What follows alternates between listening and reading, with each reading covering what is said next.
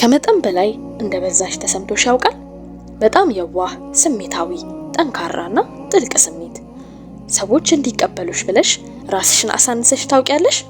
ዛሬ ስለዚህ ህመም እንነጋገራለን። ሁሉም ቦታ ስለምትገኝ በጣም ብዙ እንደሆነች ስለተሰማት ሴት እንነጋገራለን። እስልምና ስለሷ ዋጋ የሚያስተምረውን እውነት እናገኛለን። ለቻናላችን አዲስ ከሆኑ ወደ ኢቅራ እንኳን በደህና መጡ። ይህ ቻናል ለሴቶች ደህንነቱ የተጠበቀ ቦታ ነው። ለመፈወስ፣ ለእምነትና ለእውነተኛ ቦታ ልባችሁ የሚጠብቁና ዲንሽን የሚያጠናክሩ ማስታወሻችን ከፈለጉ ሰብስክራይብ ያደርጉ፣ የቤተሰባችን አካል ይሁኑ።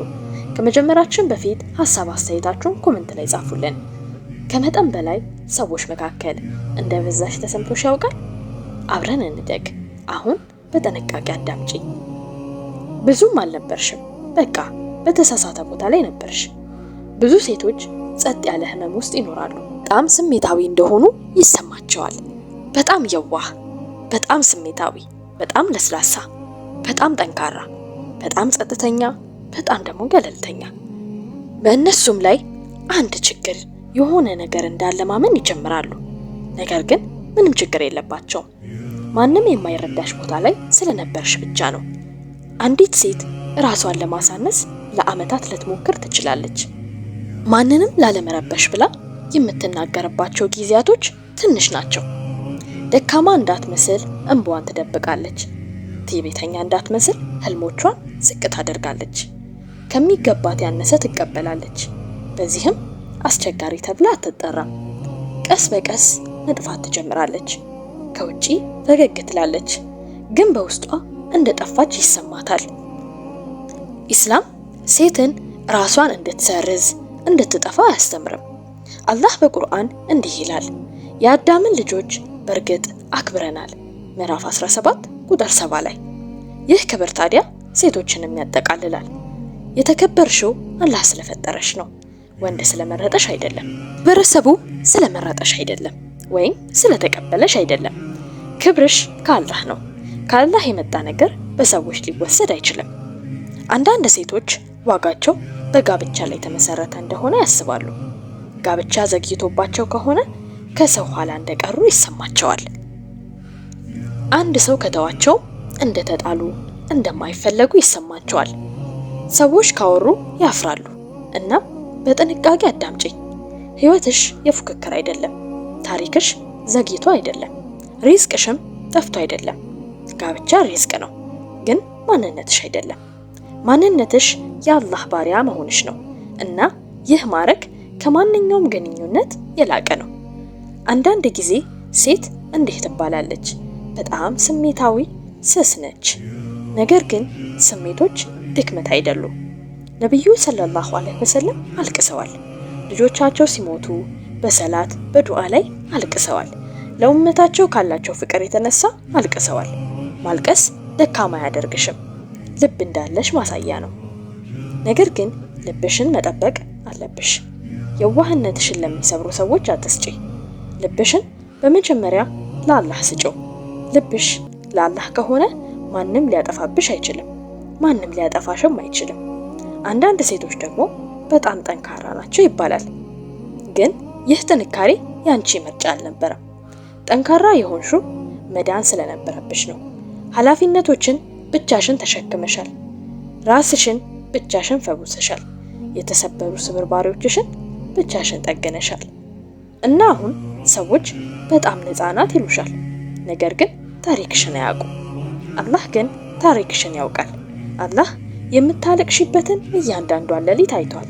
አላህ የምታደርጊውን እያንዳንዷን ዱዓ ሰምቷል። አላህ እያንዳንዷን ያደረግሻትን ጸጥ ያለ ትግል አይቷል። ምንም ነገር ከእርሱ የተሰወረ አይደለም። ውድ እህቴ፣ አንቺ ብዙም አይደለሽም።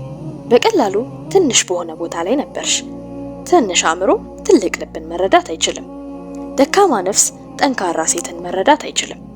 ጥልቀት የሌለው ሰው ጥልቅ አስተሳሰብን መረዳት አይችልም። የአንድን ሰው ምቾት ለማሟላት ራስሽን አታሳንሺ። ሚዛናዊነትሽን አስታውሺ። እስልምና ለሚዛናዊነት ቦታ ይሰጣል። ኢስላም ሚዛናዊነትን ያስተምራል። በራስ መታመምን ይኖርሽ፣ ግን ጉረኛ አትሁኚ። የዋህ ለስለስ ያለች ሁኚ፣ ደካማ ግን አትሁኚ። ጠንካራ ቆራጥ ሁኚ፣ ጨካኝ ግን አትሁኚ። ትዕግስተኛ ሁኚ። ስለ ኢፍትሃዊነት ደግሞ ዝም አትበይ። ለአላህ ብለሽ ራስሽን አሳድጊ። ለትኩረት ለጽድቅ ወይም ለማረጋገጥ አይሆን። ብዙ ሴቶች ያለፈውን ህይወታቸውን በተመለከተ የጥፋተኝነት ስሜት ይሰማቸዋል። እንዲህም ሲሉ ራሳቸውን ይወቅሳሉ። ስህተት ሰርቻለሁ፣ ምናልባትም የተሻለ ነገር አይገባኝም። አላህ በሱረቱ ዙመር ምዕራፍ 39 ቁጥር 53 ላይ እንዲህ ይላል፣ በላቸው እናንተ በነፍሶቻችሁ ላይ ድንበር ያለፋችሁ ባሮቼ ሆይ ከአላህ እዝነት ተስፋ አትቁረጡ። አላህ ኃጢአቶችን በመላ ይምራልና እነሆ እርሱ መሐሪና አዛኝ ነው። ያለፈው ህይወትሽ አይሰረዝም፣ ስህተቶችሽ ዋጋ አያሳጡሽም። ተውበት ካደረግሽ አላህ ይቅር ይልሻል። አላህ ይቅር ካለሽ ታዲያ ለምን አሁንም ራስሽን ትቀጫለሽ? ሀፍረት ህይወትሽን እንዲቆጣጠር አትፍቀጂ። ተውበት ነፃ ያወጣሻል። አንዳንድ ሴቶች ደግሞ ራሳቸውን ከሌሎች ጋር ያወዳድራሉ። አግብታለች፣ ተሳካላት፣ እሷ ይበልጥ ቆንጆ ነች። ንጽጽር ሰላምን ይሰርቃል። አላህ ተመሳሳይ አድርጎ አልፈጠረም፣ ለያይቶ ነው የፈጠረው። የጊዜ መስመርሽ የተለየ ነው። ፈተናሽ የተለየ ነው። በረከትሽ፣ ሪዝቅሽ የተለየ ነው። በአላህ ጊዜ እመኚ፣ ቢዘገይም እንኳን ቢጎዳሽምም እንኳን። ሰዎች ባይረዱትም እንኳን ዋጋዋን የምታውቅ ሴት አትለምንም። ፍቅርን ስትከተል አትኖርም። ለትኩረት ብላ ደረጃዋን አታወርድም። አላህን ታምናለች፣ ራሷን ታሻሽላለች፣ ክብሯን ትጠብቃለች። ለምትፈልገው ነገር ዱዓ ታደርጋለች፣ ውጤቱንም ለአላህ ትተዋለች። ይህ ጥንካሬ ነው።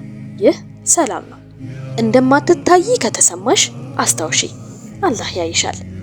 እንደማትወደጂ ከተሰማሽ አስታውሺ፣ አላህ ታጋሾችን ይወዳል። ከተረሳሽ ደግሞ አስታውሺ፣ አላህ መቼም አይረሳም። ብቸኝነት ከተሰማሽ ደግሞ ይህንን አስታውሺ፣ አላህ ከነፍስሽ በላይ ወደ አንቺ ቅርብ ነው። እንዲህ ማለትሽን አቁሚ፣ በጣም አብዝቼዋለሁ። ይልቁን እንዲህ ማለት ጀምሪ፣ እያደግኩ ነው፣ እየተማርኩ ነው፣ ከሁሉም ነገር እፈወሳለሁ፣ በድኔ እየጠነከርኩ ነው። አላህ እንደፈጠረኝ በቂ ነኝ፣ ነገር ግን ለአላህ ብዬ መሻሻሌን እቀጥላለሁ። ውድ እህቴ፣ በጣም የዋህ አይደለሽም፣ በጣም ጠንካራም አይደለሽም፣ አልዘገየሽም፣ አልተሰበርሽም፣ እንዲሁም አላበዛሽውም። አላህ እየቀረጻት ያለች ሴት ነሽ እና አንዳንዴ አቀራረጹ ይጎዳል፣ ነገር ግን አቀራረጹ ውበትን ይፈጥራል። ይህ ማስታወሻ ከረዳሽ ኮመንት ላይ ዋጋዬን አውቃለሁ ብለሽ ጻፊልኝ። ጥያቄዎችም ካሉሽ መጠየቅ እንዳትረሺ። ለዚህ ቻናል አዲስ ከሆንሽ ሰብስክራይብ አድርጊ። አላህ ልብሽን ይጠብቅልሽ፣ ቁስሎችሽን ሁሉ ይፈውስልሽ፣ የተሻለውን ይጻፍልሽ። መቼም ቢሆን ራስሽን እንዳትጎጂ። በፍጹም በብዙ ቦታ ላይ ብዙ አልነበርሽም። በተሳሳተ ቦታ ላይ ብቻ ነበርሽ።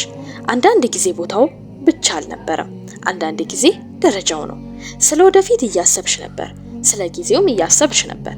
ጋብቻሽን እንደ ኃላፊነት ነበር የምታስቢው፣ ጋብቻን እንደ ስሜት ነበር የምታስቢው። ስለ እድገት፣ ስለ ምቾት ነበር የምታስቢው። በጣም ጠንካራ አልነበርሽም። ቀለል ያለች ቁም ነገረኛ የምትባል አይነት ነበርሽ። እናም ቁም ነገረኛነት ላልተዘጋጀ ሰው ከባድ ነው። ብዙ ሴቶች በጣም ብዙ ቦታ ነሽ የሚባልን ጭንቀት ስለማይይዙ ነው ትርጉም ያላቸውን ጥያቄዎች የሚጠይቁት። ግልጽነትን፣ አቅጣጫን፣ መረጋጋትን ይፈልጋሉ እና እነዚህ በማያዩበት ጊዜ ለሱ ያወራሉ። ይህ ድክመት ሳይሆን ብስለት ነው። ነገር ግን ያልበሰሉ ሰዎች በበሰሉ ሰዎች ፊት እንደተጋለጡ ይሰማቻል። ደረጃሽን ከፍ ከማድረግ ይልቅ በራስ መተማመንሽን ለመቀነስ ይሞክራሉ። በጣም ከመጠን በላይ አብዝተሽ ታስቢያለሽ፣ ኦቨርቲንከር ነሽ ይሉሻል። በጣም ስሜታዊ ነሽ፣ በጣም ብዙ ትጠብቂያለሽ ይላሉ። እስኪ ግን በሐቀኝነት እንጠይቅ። ታማኝነት፣ ወጥነት፣ ስሜታዊ ደህንነትና አክብሮት በጣም ብዙ ነው? ብዙ ነው እንዴ?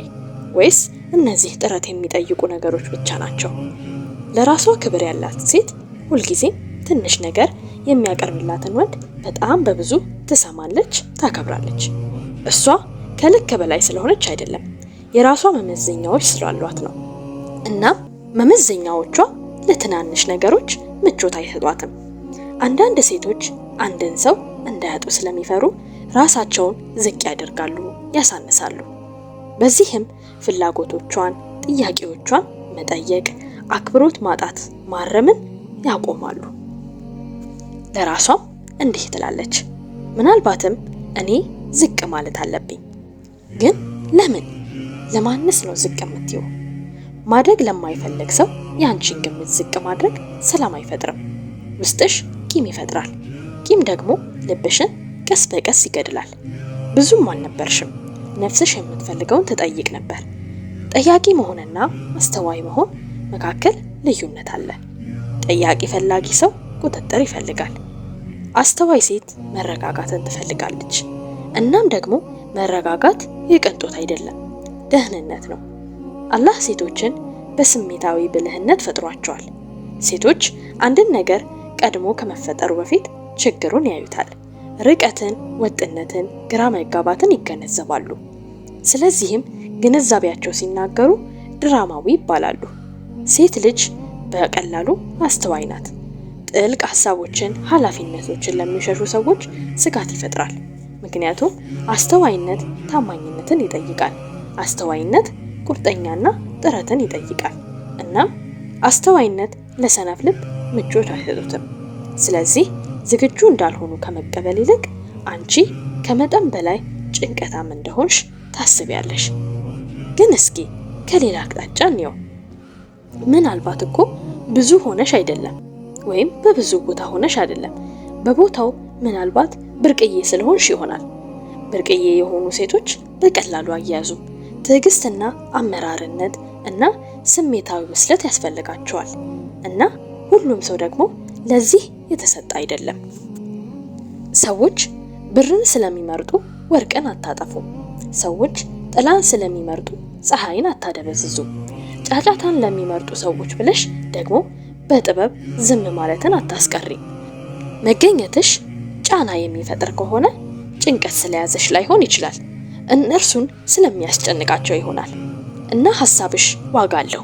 በተለይም በትዳር ውስጥ ይህ ግልጽ ይሆናል። ከቁርጠኝነት በፊት ግልጽነት የምትፈልግ ሴት ግራ መጋባትን የተለመደ ሰው አስቸጋሪ ሆኖ ይሰማታል። ሐላል ግንኙነት የምትፈልግ ሴት ተራ ፍቅርን ለሚወድ ሰው ጥብቅ ስሜት ይሰማታል። ክብሯን የምትወድ ሴት አቅጣጫ ሳይኖረው ለሚኖር ሰው ጥልቅ ስሜት ይሰማታል። ነገር ግን ኢስላም አንዲት ሴት በክብሯ ጉዳይ ተራ እንዳትሆን አያስተምርም። እስልምና ይጠብቃታል። የመጠየቅ፣ የመሟላት፣ የስሜታዊና አካላዊ ደህንነት መብት፣ የመከበር መብትን ይሰጣታል። እነዚህ መብቶች ከሚገባሽ በላይ አይደሉም፣ መለኮታዊ ወሰኖች ናቸው እና መለኮታዊ ወሰኖች ለድርድር የሚቀርቡ አይደሉም። ስለዚህ ድንበሮችሽና እሴቶችሽ እንደተጣሱ ከተሰማሽ ውድቅ አድርጊያቸው። ይህንን አስታውሺ፣ ውድቅ ማድረግሽ አንዳንድ ጊዜ ጥበቃ ነው። አላህ የወደፊት ህይወትሽን መቆጣጠር፣ መጠበቅ የማይችሉ ሰዎችን እያስወገደልሽ ይሆናል። ምክንያቱም የወደፊት ህይወትሽ ትንሽ አይደለም እና ልብሽም ርካሽ አይደለም። አንዳንድ ጊዜ ነገሮች የማይሰሩበትና የማይሳኩበት ምክንያት ከመጠን በላይ ስለሆንሽለት አይደለም፣ እንድትታገይ ስላልተፈለገ እንድትረጂው ነው። ትክክለኛው ቦታ ላይ ስትሆኚ ፍላጎቶችሽንና ጥያቄሽን እንድትቀንሺ አይጠይቅሽም። ከትክክለኛው ሰው ጋር ስትሆኚ ጭንቀትሽንና ሐሳብሽን እንደ ስጋት አይሰማውም። ይልቁንም እሱን በመጠበቅ ክብር ይኖረዋል፣ ክብርን ይሰማዋል። እናም ያ ቦታሽ እስኪመጣ ሙሉነት እስኪሰማሽ ራስሽን አትግጪ።